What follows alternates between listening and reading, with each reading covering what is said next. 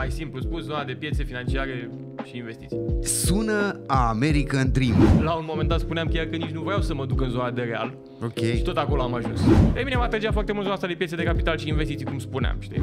Tu folosești acea platformă, tu folosești acel serviciu. Da. Unde îți trebuie foarte multă atenție la detalii. Și mă uit și mă întreb, băi, cum oamenii ăștia reușesc să aibă un bani deoparte? Sume aleatori, poți să ai, nu știu, 1000-2000 de lei cash într-un plic în casă în caz de ceva. Doamne, Da, să ai pe ce pune mâna. Om cu meserie. Un podcast despre oameni și meseriile lor. Salutare, dragilor, și bine ați venit la un nou episod din podcastul nostru Om cu meserie. În sfârșit am avut și noi timp să mai facem încă un episod și da, îmi cer multe scuze față de voi pentru că postăm un picuț mai greu, dar cam asta e timpul.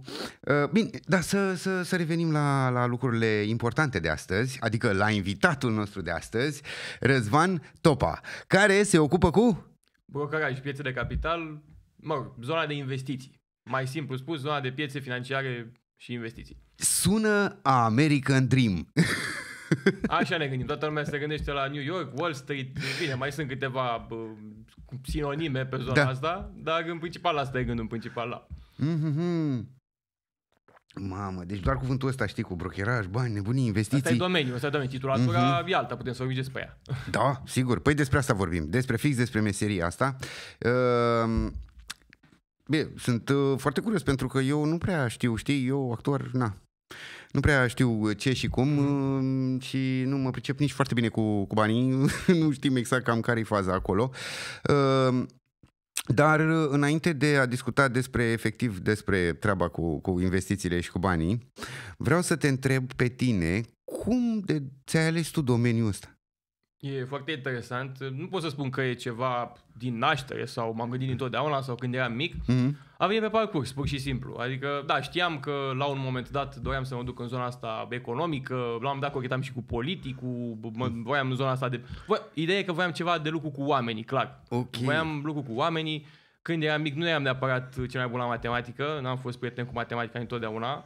Da, pot să spun că în clasele mici eram așa, la mijloc undeva, să spun așa, și la un moment dat spuneam chiar că nici nu vreau să mă duc în zona de real. Ok. Și tot acolo am ajuns. Era pe principiul ăla, de ce ți-e frică nu scapi, știi? Da.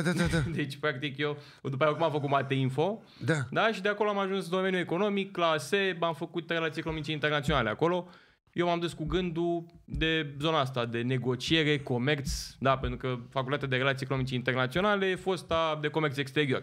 Și pe aceea zona asta de negociere, business, comerț, și undeva abia prin anul 3 de facultate, de fapt nu, anul 2, semestru 2, am avut o materie de investiții. Ok. Asta se numește investiții internaționale. Asta era denumirea. Noi am mai avut înainte niște materii pe zona de finanțe. Alea nu pot să zic că trăgeau așa de mult zona asta de finanțe corporative, chestii mai care se fac în alt fel, știi? Dar zona asta de investiții mi s-a părut tentant atunci și am avut chiar și un joculeț. Asta anul 3, deci asta a fost așa o mică introducere anul 2 și în anul 3 am avut o altă materie numită burse de mărfuri. Ok. Da, deci era total altceva de ce mai făcusem până atunci. Și a avut un joculeț, a fost primul contact așa și practic, să spun așa.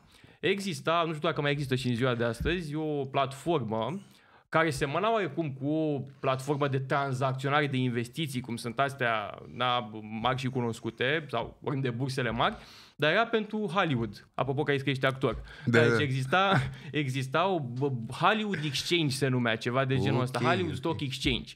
Și tu acolo practic nu cumpărai sau tranzacționai acțiuni sau tot felul de instrumente financiare, ci numele actorilor sau producțiile în care vreau să joace, știi? Și asta era foarte, foarte interesant, că era un subiect la îndemâna tuturor. Până la urmă eu sunt și pasionat de filme, ca o paranteză, deci putem să intrăm și subiectul ăsta, că tot ești actor. Dar era, îți dai seama, la îndemâna oricui, pentru că toată lumea vedea și avea expunere și ți era foarte ușor să intri să vezi care e povestea, știi? Și așa ăsta a fost primul contact practic, să spun așa, știi? Și de atunci mi s-a schimbat un pic perspectiva și în zona asta de piețe, investiții, știi? De unde eu prindisem cu zona de negociere, sales, business development și așa mai departe. Și după aceea am decis să fac și un master în domeniu. Adică abia după ce am terminat, deci repet, relații economice internaționale, care e pe zona de comerț mai mult, exterior, Dar după aia am făcut și master pe risc financiar, așa s-a numit el, managementul riscului financiar internațional. Și atunci am zis, domne, vreau să intru în zona asta. Tot așa. Gândește-te că în cadrul acestui master abordai multiple subiecte, da? De la investiții normale, la investiții pe bursă, la finanțe corporative, finanțe personale, deci acoperea efectiv tot. Pe mine mă atragea foarte mult zona asta de piețe de capital și investiții, cum spuneam, știi? Și acolo am avut niște exerciții practice. Deci asta mi-a plăcut trebuie să se uite, să știe și cei care se uită la noi că există în continuare mastere sau licențe în continuare pe care poți să le faci în cadrul facultății, care să aibă și o componentă practică cât de cât. Da. Și asta a fost foarte interesant, că am avut nu vreau neapărat să intru în detalii, dar am avut și în anul 1 și în anul 2 niște platforme pe care ne jucam, așa să spun, pe vremea aia, tranzacționam și luam contact cu domeniul ăsta, știi?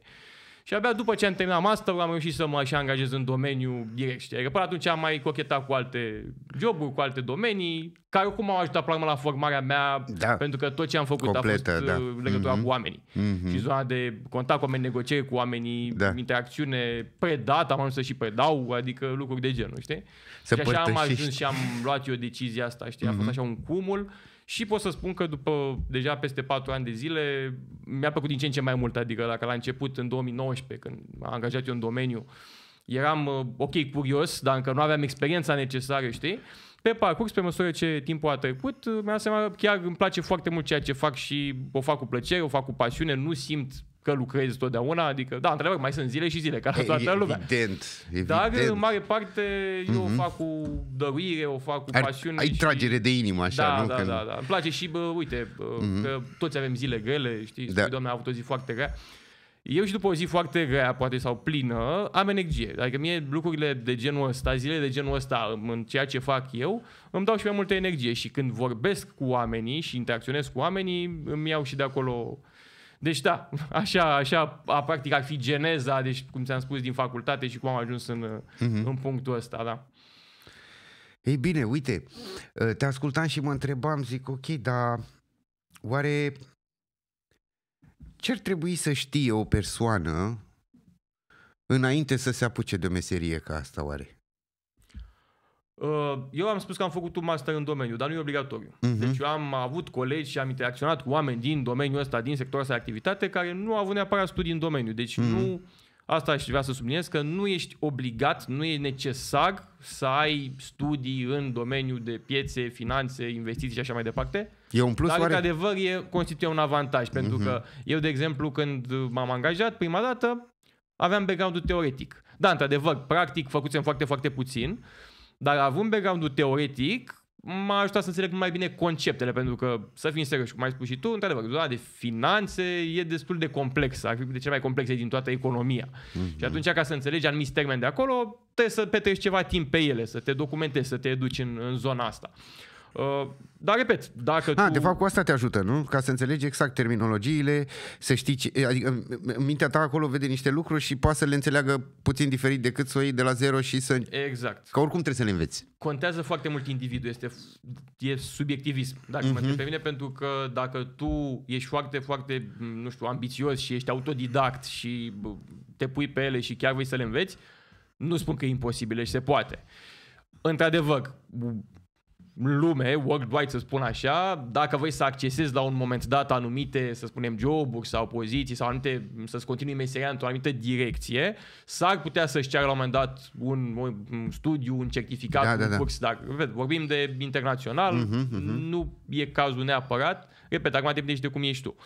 Dar asta spun, deci revenind la întrebarea ta, nu-ți trebuie neapărat studii în domeniu, însă trebuie să stai destul de mult timp ca să înțelegi conceptele astea și ar fi ideal să ai și pe cineva, adică aș recomanda treaba asta. Eu am avut la viața mea mentori în diverse direcții. Acum, revenind strict la zona asta de investiții, e bine să ai pe cineva de la care ai ce să înveți, pentru că o să-ți explice pe înțelesul tău.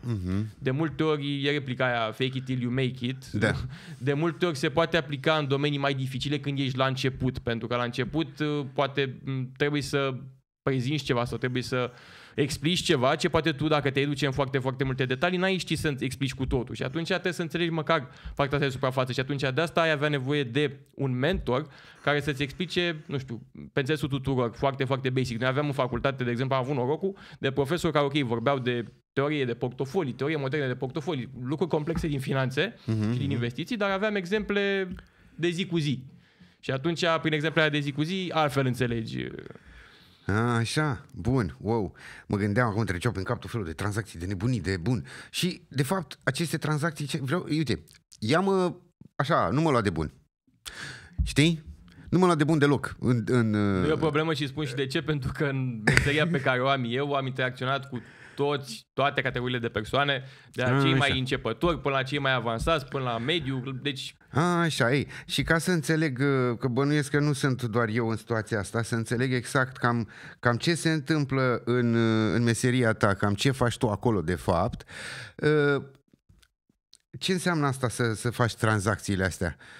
Ce tranzacționezi, ce se întâmplă, care sunt clienții, cum îi ajuți pe acești clienți, cum te ajuți pe tine, ajutând clienții. Știi? Că cumva sunt curios, chiar vreau să înțeleg ce e în spate acolo. E o întrebare foarte bună și vine și într-un context, să spun așa, cât de cât favorabil, pentru că eu recent, acum cred că 2-3 luni de zile, am schimbat un pic rolurile. Okay. Adică dacă până acum am lucrat direct cu clientul, fie că era persoană fizică, fie că era persoană juridică, investitor persoană fizică sau investitor persoană juridică, acum sunt pe partea de strategie și parteneriate în firma în care lucrez eu, la XTB. Okay. Deci nu mai interacționez direct cu investitorul, ci cu partenerii care lucrează și la rândul lor cu clienților și investitorilor, știi? Lucruri de genul. Dar ca să ne întoarcem la întrebarea ta, ce am făcut, că asta e foarte, foarte important. Tranzacțiile sau investițiile, cum vrei tu să le numești. O să spun și diferența, uite, dacă vrei așa, fun fact și să știe și toată lumea. Tranzacție, de regulă, trader, cum se mai spune că ești trader, se folosește mai mult în contextul în care respectiva persoană face investiții mai mult pe termen scurt și mediu. Trader, tranzacționez. Investitor, investiție mai mult pe termen lung. De multe ori se folosesc la comun termenii, dar ca să știi tu ca idee. Și e foarte important că aceste tranzacții sau investiții le faci tu, le face tu, adică investitorul le face clientul, deci nu le face intermediarul, brokerul sau compania sau angajatul sau cum vrei, sau eu sau cum vrei să o dai. Care era rolul principal? În principal, tu e clar că trebuie să manifesti oarecum interesul, adică aș porni de la ideea că cineva intră în contact cu mine sau cu noi sau cu colegii mei doar dacă tu sau persoana sau prietenii tăi manifestă cât de cât un interes pentru zona asta de investiții. Fie, nu știu, ți-ai descărcat un e-book legat de ceva, nu știu, e-book despre investiții sau despre inflație. Nu contează. Și tu ai descărcat acel material și atunci ești contactat. Deci asta, revenind la întrebare, tu ești contactat de către mine, cum făceam până acum, și îmi ofer practic suportul și ajutorul către tine. Deci tu, practic, dacă ești la început, poți să mă întrebi, că tu e clar că ți-ai manifestat interesul, vrei să înțelegi ceva. Și atunci tu ai acces la practic toate informațiile de care ai nevoie prin intermediul și ale materialelor educaționale care sunt disponibile, pe care noi le oferim, dar și prin intermediul meu sau al colegilor mei. Deci, practic, de la A la Z ai întrebările, doar că tu folosești, asta e foarte important, tu folosești acea platformă, tu folosești acel serviciu, nu folosești altcineva în locul tău. Și iarăși, foarte important, și aici trebuie să subliniem, că trebuie să înțeleagă toată lumea, nu se fac recomandări de investiții, deci recomandările să spui, deci tu ca companie... urma să te întreb, am niște bani. Și zic, știi că ți-am spus, vreau să-mi cumpăr un dulap. Naibii, te-am cunoscut pe tine. E așa, dar dacă avem noi aici o treabă și în loc să mă duc să-mi cumpăr dulap, mă ajut tu să fac ceva cu banii aia și poate pe urmă am bani să-mi iau 2 dulapuri mai târziu. Nu? Da. Așa. Dar nu recomanzi o investiție. Nu se recomandă, practic, pentru că, până la urmă, spun adevărul, goluțul ăsta este, și foarte transparenți, că nimeni nu știe în ce direcție va merge piața. Niciodată nu poți să... deci atunci dacă nu știi, nici tu ca specialist, adică vorbim de analiști mari din lumea asta, care nu au cum să prezică încotro va merge un instrument sau altul, o acțiune sau alta, o companie sau alta. Se fac niște analize, se fac niște predicții, dar nimeni nu știe, deci niciodată nu se fac garanții aici. Alt aspect. Și atunci, eu pot să-ți expun ție absolut toate variantele, adică pot să-ți explic ce face aia și ce face cealaltă, ce face X, ce face Y. Dar tu iei decizia finală în funcție de, bineînțeles, după ce te-ai documentat, după ce ai citit un pic, după ce mi-ai pus întrebări, iar și e foarte important, punerea de întrebări. Deci întrebările sunt cruciale în domeniul ăsta, pentru că de multe ori poate mulți am senzația că știu sau că au înțeles și nu întreabă mai departe și atunci se trezesc după aia că n-am știut sigur. De-aia zic, okay. Întreabă, știi? Deci... E important asta. Deci, ca să concluzionez și întrebarea ta, practic, suportul vine tot ce înseamnă zona de platformă, deci efectiv poate să stea cineva cu tine pas cu pas, punct cu punct, buton cu buton, da? Deci să-ți explice acolo. Habar n-am, adică exact. Eu, de exemplu, acum n-aș ști în ce direcție să merg. Da. Mamă, ce lume, ce viață, nu-i așa? Corect. Uai de mine. Auzi, dar tu așa, făcând meseria asta, că pare foarte, e o meserie așa, mi se pare mie care... Dinamică. Da, e foarte dinamică și mi se pare că ar fi foarte mulți tineri atrași de chestia asta, mai ales că, uite, acum de ceva ani e nebunia asta cu cripto, investim, pierdem, ne trezim bogați, ne trezim săraci, e o nebunie, da, e o nebunie. Și eu pe tine te-aș întreba o chestie de genul, păi, dar tu personal, intrând în sufletul tău, dacă ai vrea să intri să urmezi pașii către a putea face o meserie ca a ta, oare ce calități ar fi bine să le ai deja, știi? Fără să mai vorbim de celelalte calități pe care practic le dobândești deci prin exercițiu. Născute sau nu neapărat născute, cât poate native, că poate exact, tu nu le aplici despre asta, da. din ziua 1, de când te-ai născut, dar poate tu pe parcursul vieții tale, școală generală, liceu, facultate, poate ajunge într-un punct în care îți exerciți aceste calități, să spun așa, aceste atribuții. Da. Deci în ceea ce fac eu, în primul rând, îți trebuie foarte multă atenție la detalii. Deci contează foarte mult și zona asta. Deci dacă tu ca fire... Deci detalii cu omul, cu clientul sau cu... Da, omul, principal om. Okay. Deci vorbim de om. Da. Pentru că până la urmă tu interacționezi cu omul, da? Omul poate să te întrebe orice, poate să aibă orice fel de stare și trebuie să fii foarte atent.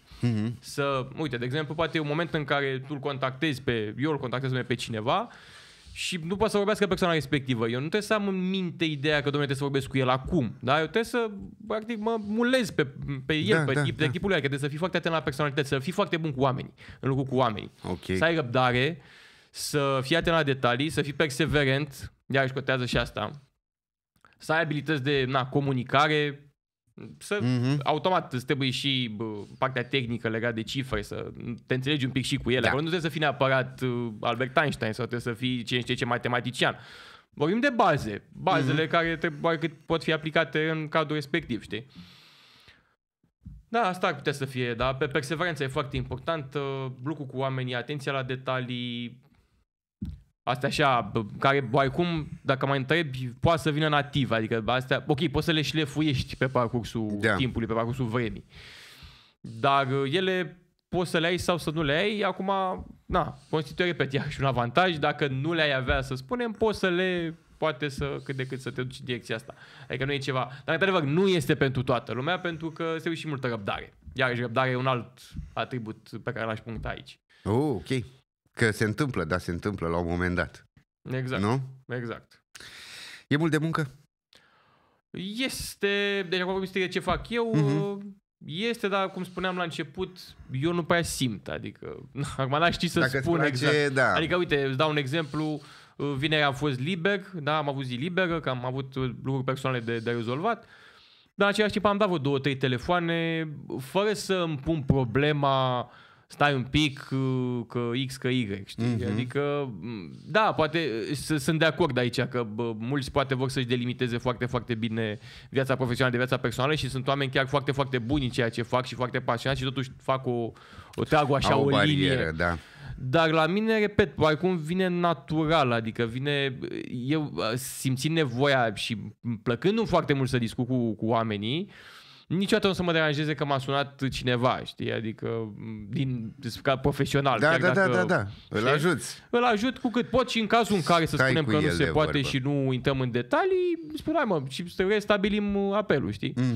Dar, e mult de muncă, sunt perioade și perioade. Acum, de când am schimbat rolurile, că ți-am spus că am schimbat recent, Sunt perioade și perioade, adică uite, de exemplu, zona asta de început de sezon, cum îi spun eu, de toamnă, când oarecum final de septembrie, început de octombrie, cam până pe la jumătatea lui decembrie e foarte, foarte aglomerat. Iarăși vine perioada aia de decembrie un pic mai relaxată, iarăși după aia în februarie începem tare. Deci depinde. De ce sunt sezoanele astea? Pentru că e lumea plecată. Ok. Simplu.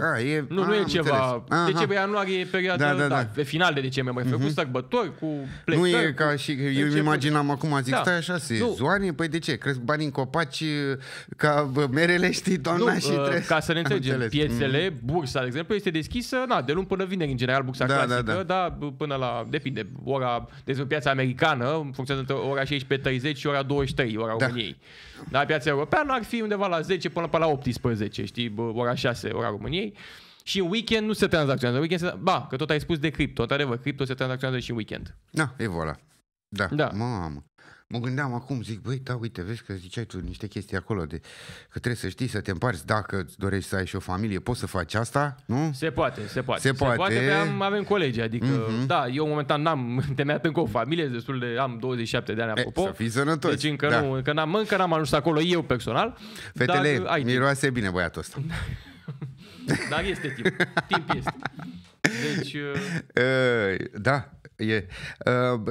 Vreau să te întreb acum că zic ok, dar practic câștigurile, știi că te duci la job, îți faci jobul, se termină programul, pleci acasă, deja am înțeles că nu-i vorba despre asta, nu? Nu e chiar așa. Nu e chiar așa, dar nici nu stai pe la 7-8 seara, 9 seara, pentru că, până la urmă, fiecare programul lui, de regulă, nu prea se întâmplă. Acum o să spun sincer, nu se întâmplă să stai peste program, decât dacă vrei tu, adică dacă vreau eu să stau, că vreau eu să rezolv ceva, pot să stau. Dar de regulă nu am avut situații în ăștia 4 ani, mă spun din experiență, în care să ardă ceva. Și să trebuiască să stai overtime sau să stai în weekend sau lucruri de genul. Asta se leagă tot de întrebarea ta cu dacă e de mult sau nu de muncă. Deci nu sunt lucruri de genul. Dar, repet, în timpul zilei este foarte dinamic totul și atunci, până la urmă, tu treaba poți să nu ți-o termini niciodată. Uite, și când rolul vechi tot aveai oameni cu care să interacționezi, aveam investitori de sunat, sau sunau ei și putea să nu se termine, dar făceam eu niște limite, făceam eu un program. Acum la fel, pe zona de strategie și parteneriate la fel. Acum eu dezvoltând foarte mult relația cu partenerii actuali, creăm campanii cu ei, creăm strategii cu ei, venim cu idei noi, ieșim cu ei, iar și asta, până la urmă limitai cerul, ține foarte mult de tine. Da. Dar, încerc să le limitez. Apropo de ce mi-ai spus acum, mi-a plăcut cum ai dat-o pe asta, că limita este cerul. Mamă, ce mișto. Și vreau să te întreb, că eu am sesizat, și eu fiind părinte la rândul meu, știi, ne dorim pentru copii de multe ori să facă nu doar ce le place, dar să aibă oarecum și o stabilitate financiară, știi? Corect. Și trebuie să găsim noi ca părinți să fim atenți la copilașii ăștia și să cumva să-i ajutăm să se dezvolte, cumva poate la final să fie bucuroși de restul vieții pe care o au, că pleacă din cuib, zboară, știi, și au zborul, dar măcar zborul lor să fie unul, cum zici și tu, să mă trezesc și să-mi placă, știi? Și când aterizează din zbor să fie o aterizare ușoară, soft landing, uite, că apropo tot termeni din economie, soft landing. Da.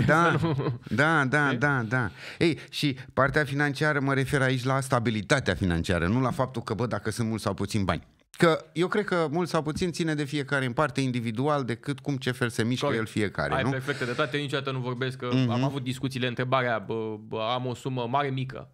Doamne, suma mare-mică e total foarte ambigu, să spun așa, pentru că poate pentru tine o sumă X este mică, pentru mine e mare sau invers. Și tot așa. Și atunci ține foarte mult, e mult mai important educația asta financiară și în primul rând pentru finanțele personale, după care și pentru zona de investiții, decât efectiv cantitatea de bani pe care eu am sau suma respectivă pe care am.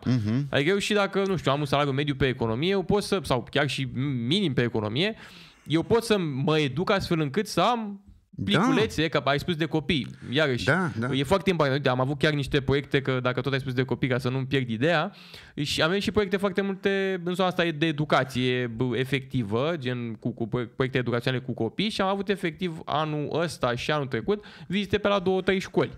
Și am fost acolo la copii de clasa a 5-a, copii de clasa a 6-a, și le-am predat oarecum educație financiară basic, adică în linii mari. N-am început să vorbim despre investiții acolo, normal. Dar am vorbit despre ce e banul, cum a apărut banul, cu trocul, cum e trocul înainte, economie, cam ce ar fi economia, un joculeț la final cu termeni financiari. Și am observat copiii cât de mult știu în ziua de azi, comparat cu, chiar și cu generația mea și când eram noi mici. Nu exista informație de genul ăsta la vârstele astea. Acum copiii de clasa a 5-a știu ce e aia cripto. Cripto acum e pe buzele tuturor. Eu prima dată am auzit de Bitcoin în 2014. În facultate, țin și acum era un profesor la informatică economică, era altă materie așa, și ne-a spus el de Bitcoin pe vremea aia. Noi, îți dai seama, fiind în facultate, era și primul an și prima săptămână de școală, de facultate, eram sau nu eram atenți, băgam sau nu băgam de seamă. Acum ne dăm seama că am fi băgat atunci de seamă, altfel ar fi stat lucrurile acum.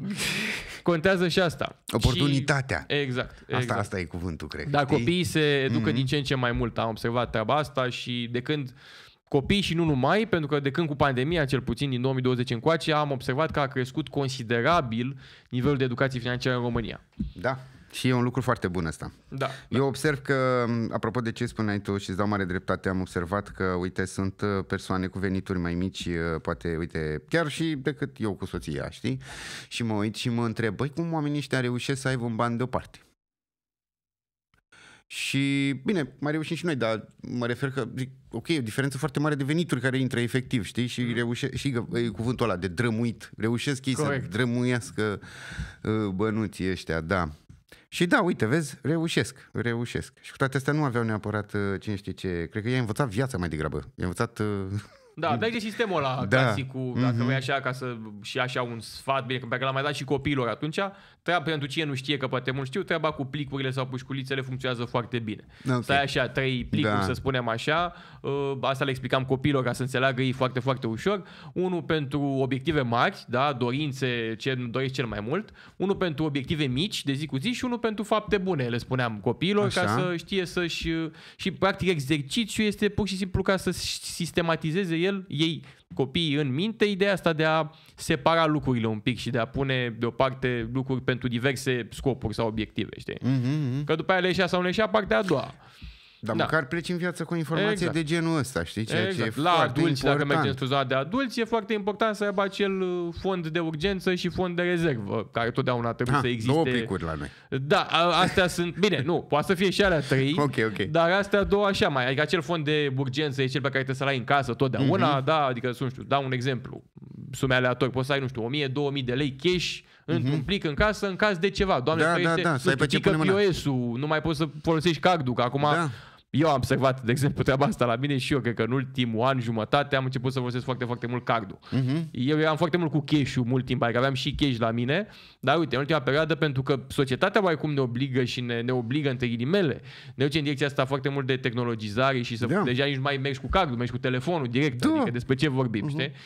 Dar e bine să nu uităm și de acest fond de urgență pe care să-l avem pus deoparte și acel fond de rezervă unde acolo într-adevăr, acolo vorbim deja de economie, adică acolo poți să ții niște economii, poți să ții eventual niște, nu știu, poți să ai titluri de stat, poți să ai fonduri mutuale, adică din banii aia să investești în lucruri de genul, ușor. Deci asta e foarte... Ține de educația financiară basic. Basic, dar uite că mi-ai dat idei. Și tot de basic, ca să închei și cercul cu bazele astea, și dacă ne raportăm la investiții, unde am pornit noi discuția, totdeauna sunt 2 reguli de aur pe care eu le-aș sublinia oricum, oriunde, da? Și anume, unul la mână, să știi în ceea ce investești, orice ar fi. Adică acum vorbim despre investiții că, da, ok, eu sunt în domeniul de piețe de capital bursă, da? Că investești poate într-un studio, într-un de podcast, într-o mașină, într-o casă. Ideea e că tu să înțelegi foarte bine acel activ, da? Acel instrument, acel bun, acel ce vrei tu, să te documentezi foarte bine despre el, pentru că de multe ori, cel puțin asta e mult mai comun în cadrul piețelor de capital, vine un prieten la tine și spune, uite Marius, uite ce am investit, hai și tu, hai, uite, bagă și tu aici, că uite, am făcut și... Dar tu nu înțelegi ce se întâmplă acolo. Nu știi nici el dacă înțelege. Și începi să faci și tu asta și e posibil ca pe termen lung să nu fie cea mai bună strategie. Și o pierdere... Exact. Deci asta ar fi prima regulă, să știi foarte bine ceea ce investești. Și a doua regulă, să ai fonduri dedicate pentru asta. Adică nu am bani puși deoparte pentru un apartament și mă apuc să iau din ei ca să investesc în bursă, să spunem.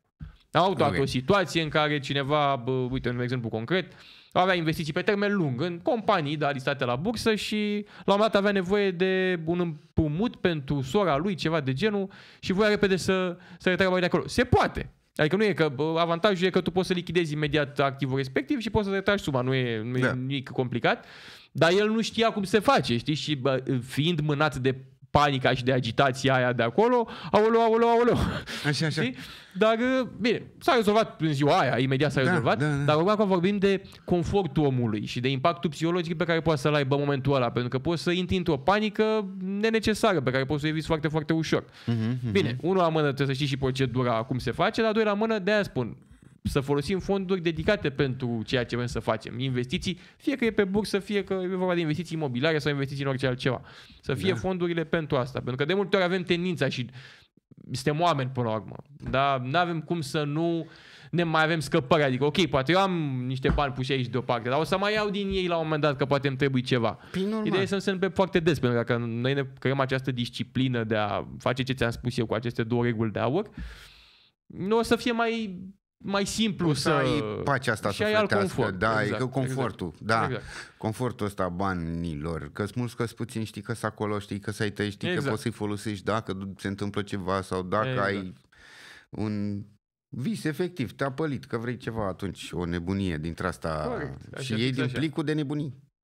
Că știi că pentru asta e. Dacă tu ai un plic pe care ai scris plic de nebunii, ok, să fie plic de nebunii. Da, nu? Aia e foarte bine. Da. Și foarte bine, deci vezi că e tot sistematic vorbim. Adică dacă ne împărțim și iarăși, uite că mă întrebai la început legat de ce ar trebui să fii foarte bine organizat. Adică eu sunt o fire organizată, mie place să fiu organizat. Foarte organizarea te ajută în meseria asta pe care o practic eu. Dacă ești organizat, te ajută mult. Te ajută foarte mult. Nu spun că pentru cineva care nu este organizat este imposibil, dar o să fie mai greu decât unuia care este organizat. Da, exact. Contează foarte mult și stilul tău de viață, felul în care îți place efectiv să treci prin viața asta, știi? Că, sau cum o percepi, sau relația pe care o ai cu banii în mod direct. Că poți să ai tu personal ceva în căpuț, cum am eu, de exemplu, și să facă un rezultat, știi, rezultatul acestei nebunii, să nu fie cea mai bună relație, știi, pe care să o ai tu cu partea asta financiară, știi? Adică, nu știu, să nu înțelegi foarte clar, să nu le vezi valoarea foarte clar sau să nu te facă să simți ceva anume când se întâmplă lucrurile astea, știi, cu numerele care, și cu hârtiile sau efectiv numerele de pe ecrane de ne uităm în conturi sau efectiv hârtiile care, sau plasticul la noi din plastic. Exact. Știi, și te uiți la el acolo și parcă ai așa un sentiment, dar nu, ok, bun, sunt acolo, lasă acolo, nu știu, sunt diferite persoanele și unii, dar uite, vezi tu că stăteam, te ascultam și chiar și eu așa cu relația mea deficitară cu partea financiară, că asta de fapt ziceam eu aici, dar cumva m-ai făcut să mă gândesc mai pozitiv la chestia asta, că dacă te gândești să zic, ok, uite, asta e pentru mine să fac asta, asta e pentru mine să fac asta și asta e pentru asta. Și împărțind în fel, nu să ai acolo o grămadă undeva și băleu, ce fac, de ce, cum, acum mai iau și fac și nu. Știi că ea poți să iei. Păi ea nu, păi ea e la acolo. Exact. Știi? Da. Dancă. Uite, acum un sfat pe care îl mai dau și cei de la bancă când te duci. Tu nu ține banii în contul curent, mai fă și un cont de economii. Asta e un exemplu banal cu care poate se întâlnește fiecare om, fiecare român, fiecare individ la un moment dat în viața lui. Și o să-și dea seama că de aici practic e tot o bază, știi, de relația asta cu banii. Și adică nu spune omul ăla, adică nu trebuie să ne gândim totdeauna că faza asta cu contul de economii, că acel banchier, să spunem, urmărește ca să-și ia comision pe nu știu ce sau... Nu e totdeauna ăsta obiectivul, pentru că în cazul de față, nu știu, sunt bănci unde poți face un cont de economii gratuit, nu știu exact. Adică uite, chiar și așa. Auzisem la știri într-o zi, eram în mașină, în trafic, la radio și la cât e de mult traficul, crede-mă că afli tot. Ai timp, tot afli. Așa, și acolo zicea Isărescu, direct, cred, că practic românul, și îl cred pe cuvânt de ce face asta românul, nu? Mai ales românul din clasa socială medie, dacă o avem pe asta, nu știu. Omul de rând din România. Într-adevăr, ai dreptate. Mie mi se pare, într-adevăr, că în ultimii ani este o discrepanță destul de mare între clasa superioară și cea inferioară. Și mijlocul e mai scindat, așa, e mai divizat. Nu mai poți să ai o definiție clară a categoriei de mijloc. Există, cred că sunt marea majoritate, de fapt, dar nu mai e atât de ușor de delimitat cum sunt celelalte două capetele. Exact. Deci și omul de rând din România am înțeles că preferă foarte mult să stea cu bănuțul la salteluță, nu să-l lase la bancă, știi? Da, și mă gândeam, zic, oare de ce face românul nostru asta? Păi de ce să facă? Pentru că el, săracul, a trăit cu o grămadă de lipsuri până a ajuns adult, știi? Și în momentul în care a înțeles că poate să câștige un ban, vrea să-l țină acolo lângă el, să fie el sigur că munca lui e acolo, în sertărașul ăla, în cartea aia, sub perna aia, sau așa chiar e, sub saltează pe unde îi pune, știi? Așa e. Da, și spuneau că e un deficit aici, adică ăștia ar fi trebuit să fie niște bani pe care să poată, care trebuie să rulați oarecum, știi? Ar ajuta niște lucruri, ar echilibra niște chestii și nu mai țin minte. Economia locală, în primul rând. Efectiv, așa mai creștem ca și noi ca piață și plus că pe lângă asta, ok, dacă nu te interesează, să spunem, ești indiferent, gândește la tine, în primul rând, pentru că, uite, vremurile în care trăim, ok, ții la saltea, poți să-i ții, dar dacă ți ia cu 100 de lei, peste 2 luni, 100 de lei, iar nu se mai bate aceeași valoare ca cu 2 luni. Da, exact. Asta e cel mai simplu mod de a explica. Da, s-a terminat inflația, complet. în termenii cei mai simpliști. Dom'le, eu țin banii acolo, dar se devalorizează în timp din cauza exact. asta. Tu ținându-i îi pierzi, de fapt. Exact, adică sunt... Ai aceeași sumă, dar nu mai poți să faci la fel de multe cu suma exact. Aia. Ne uităm în ziua de astăzi, când mergem la magazin și constatăm cu stupoare că am dat 50 de lei și ne-am luat 2 gume. Eu mă uit la foaia aia de 100, la hârtiuța, la plasticul nostru de 100, așa, știi? Și parcă, acum vreo 2 ani, băi, mă crezi că eu o văd ca și dimensiune mai mică? Fizic. Deci dimensiunea ei mi se pare, a intrat la apă. Efectiv, a intrat la apă. Au schimbat ei la un moment dat formatul, dar acum nu l-au mai schimbat. Dar intră, cred că de psihic. Cumva mi se pare că se micșorează banul și acum iei bancnota de 200 de lei și parcă e la fel de mare cât era aia de 100 atunci. Și tot știi? așa. Da, și tot așa, sigur că da. Dragul meu Răzvan, eu sunt 100% convins că ai o grămadă de provocări. Sunt? Sunt. Mamă, care? Ce pățești? În momentul de față, cred că cea mai mare provocare este, să zic, organizarea task-urilor, să spun așa, sau obiectivul pe care le-am de făcut. Pentru că, cum ți-am spus mai devreme, s-au schimbat un pic.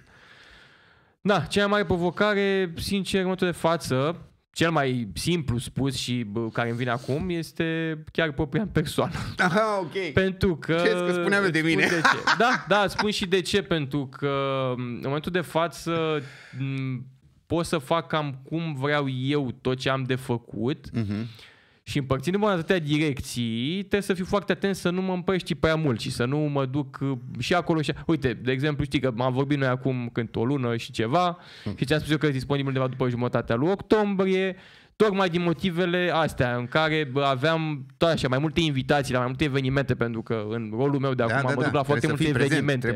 Am conferințe unde am prezentări, am webinare pe care le susțin, am tot felul de... Am mai avut și podcasturi online, tot felul de invitații, știi?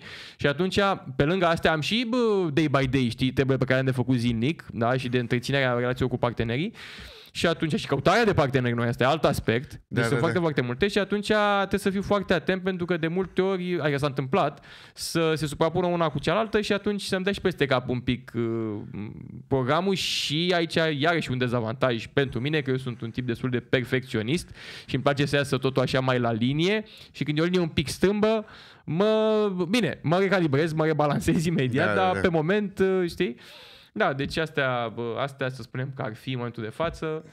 Da, pentru că restul le-am cam depășit, adică astea de zi cu zi, adică astea, interacțiunea cu diversi oameni, asta nu mai pot să spun neapărat că e cea mai mare provocare, mai întrebat de cea mai mare. Da. Cea mai mare sunt, repet, eu cu mine și gestionarea propriului program și ritm și sunt într-un moment în care sunt și multe schimbări, se petrec și multe schimbări și eu sunt cu, că ziceai că ai de un dulap și eu sunt acum cu un apartament în care trebuie să mă mut. Sunt acolo, adică sunt multe... Sunt și la doctorat în prezent, am putea să spun. Deci, că am zis de master, în prezent sunt student și la doctorat în perioada asta, e și ultimul an și atunci, iarăși, sunt foarte, foarte multe și cea mai mare provocare în momentul de față asta este, ți-am spus eu cu mine, organizarea și limitarea anumitor activități, eventual Să văd cum, știi? Adică ca să poți să... Nu poți să fii peste tot oricând, oricum, știi? Așa e. Deși mie îmi place. Adică, uite, aș sta aici cu tine, vorbim încă 3 ore. Dar nu se poate. Știi? Și atunci... Am zis eu câteodată să inventeze cineva treaba cu clonatul. Da. Cine știe acum... Suntem în era tehnologiei, deja uite-te și tu ChatGPT, lumea își face acum referatele cu... Doamne, ce deștept e... Scrie și cod, acum poți să întrebi și lucruri din finanțe, apropo. Da. Apropo, uite, de exemplu, tu acum că spuneai că ești novice și nu știi nimic, dacă intri pe ChatGPT și întrebi ce aia o bursă, imediat îți explică. Da, știi? Te învață foarte bine, da. Trebuie să știi să-l promptuiești. Dacă vrei să-l folosești la nivel profesional, asta știu despre el, clar, că dacă tu vrei să-l folosești în domeniul tău la nivel profesional, tu trebuie să fii profesionist înainte lui. Da, ca să știi să verifici, să știi că de multe ori trebuie să-l mai readuci dintr-o zonă, da, știu. Am văzut exemple cu cel puțin pe partea de cod de programare, că la un moment dat el se oprește și trebuie tu să dea mai departe. Da. El e foarte bun să facă dusul sacului la moară, asta îl pui. Știi? Chestia aia, de tot trebuie să stai rutiniere, da, exact.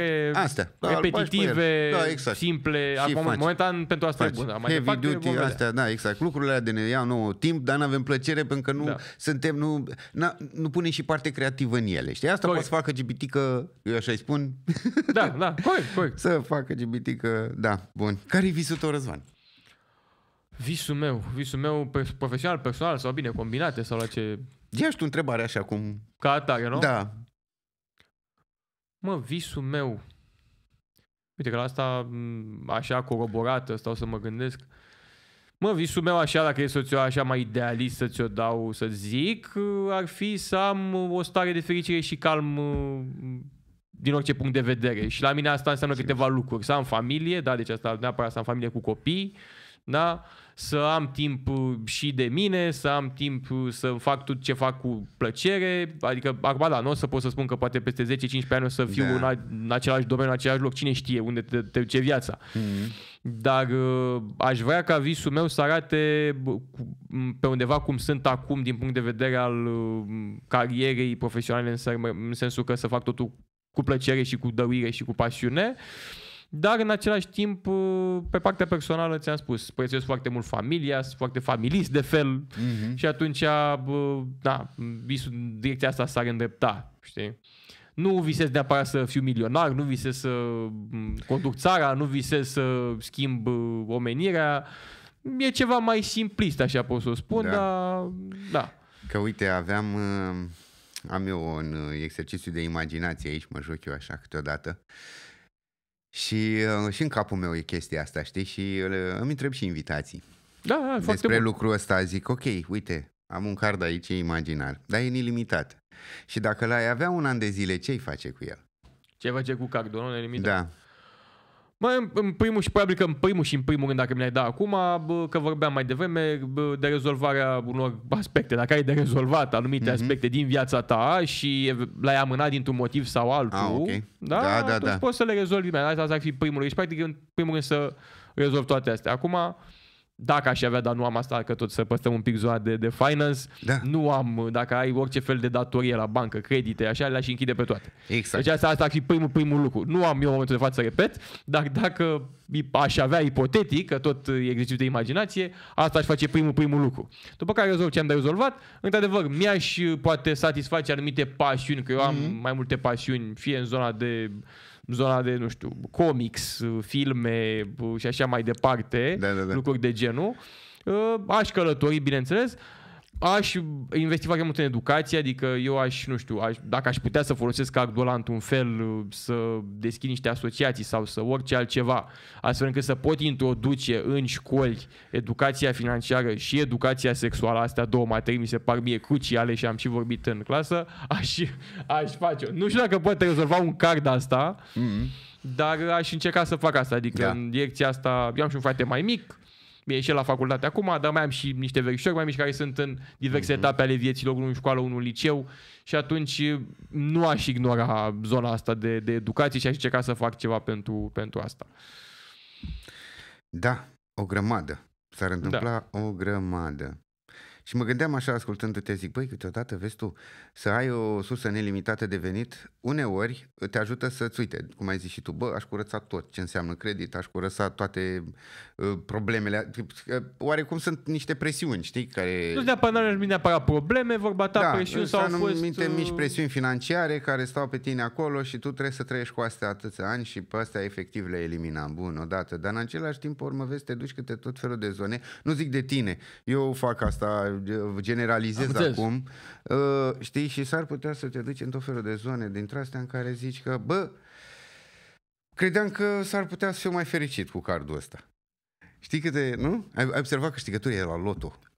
Da, e foarte, uite, se leagă de ceva ce mi-am adus aminte acum. Foarte multă lume în momentul de fapt, când ajungi într-un punct, o să spui, Doamne, uite, vreau să fac și aia, nu mi-ajunge nici asta, nu fac nici aia.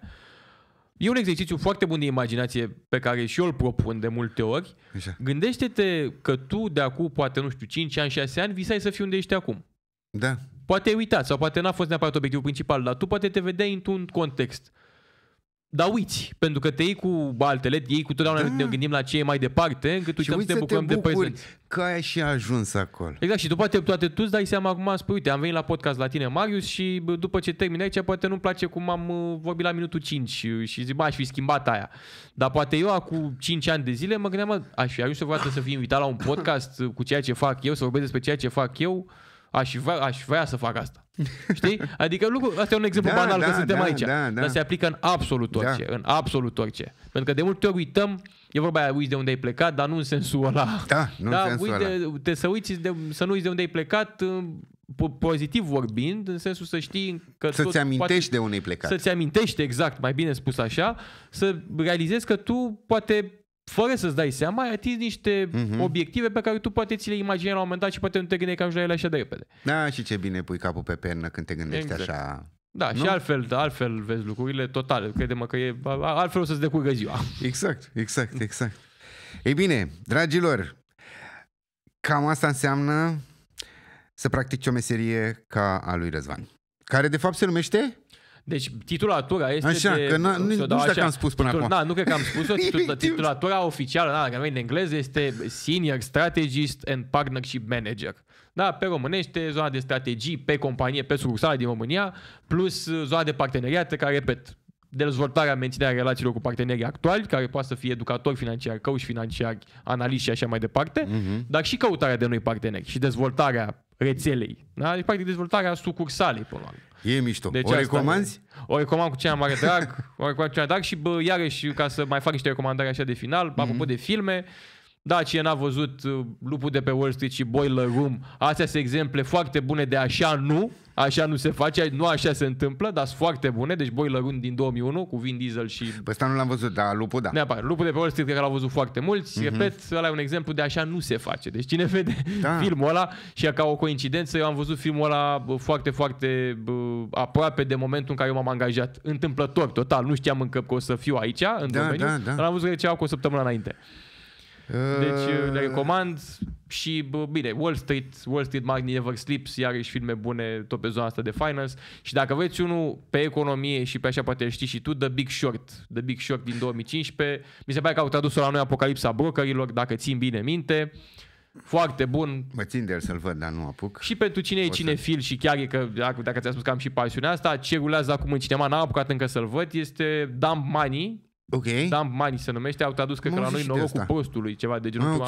Este fenomenul GameStop. Dacă știi de GameStop din 2021, e compania aceea GameStop care era în cadru de faliment. Așa? Da, și în caz real vorbim, în 2021 a crescut foarte, foarte, foarte mult. A fost umflată oarecum artificial. A fost poveste celebră. Deci de acum 2 ani și, că a fost la început de 2021. Și au făcut film pe baza acelei experiențe, care e total inedită. Adică nu l-am văzut încă, dar îl recomand din cinema, cine vrea să meargă. O să mă uit la el. O să merg să-l văd. M-ai făcut curios. Bine. Păi cred că asta a fost. Sau bun. Mai e ceva ce mi-ai dorit? Păi nu, asta e așa de final. Că, am vrut să o leg și de film. În primul n-am putut să mă abțin. Da.